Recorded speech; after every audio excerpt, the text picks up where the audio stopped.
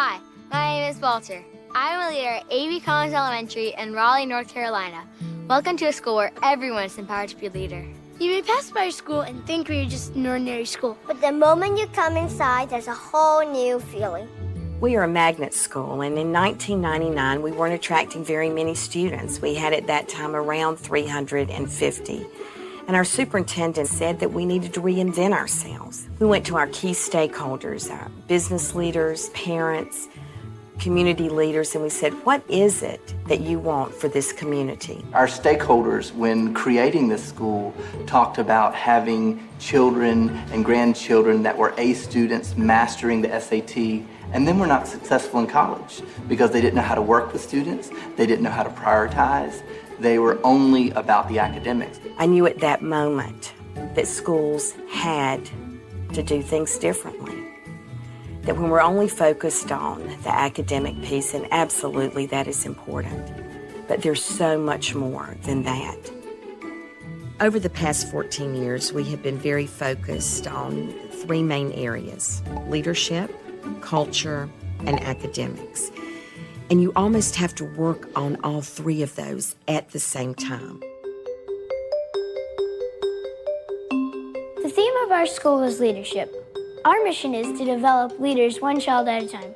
Our mission keeps us focused on what's most important. When we developed this model, we thought of Dr. Covey's 7 Habits. Be proactive every day.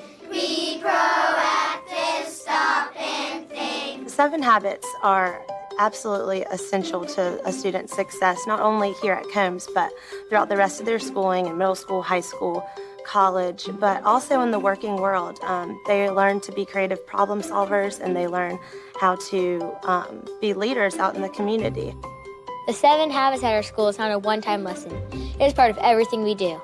I can take any book off of my classroom library shelf and analyze and discuss the 7 habits with the students. The 7 habits are not all we do to learn leadership skills. One of the things they really have been stressing are kids to be leaders in the classroom, to do public speaking, to get up in front of their class and to speak.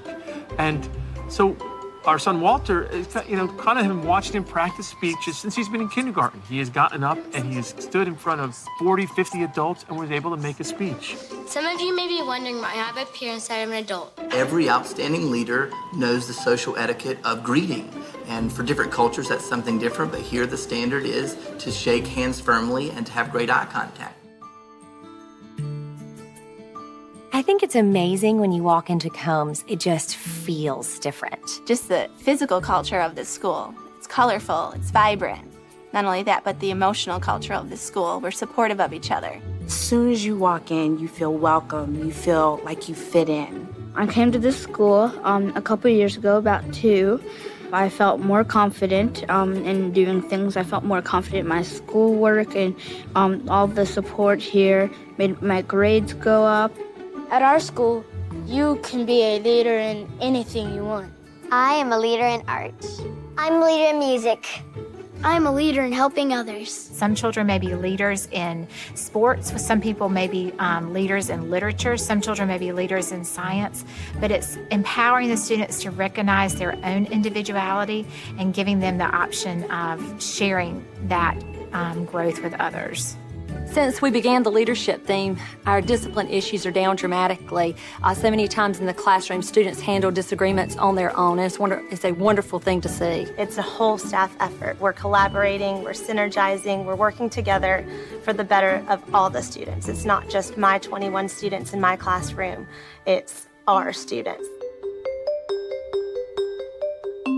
At the beginning of the year and at the beginning of each quarter, all the children set their personal goals and their academic goals, and we kind of talk about what would be a good goal for them. So they're not just pulling something out of the air, because I want it to be meaningful to them. My personal goal is to get better at playing the piano.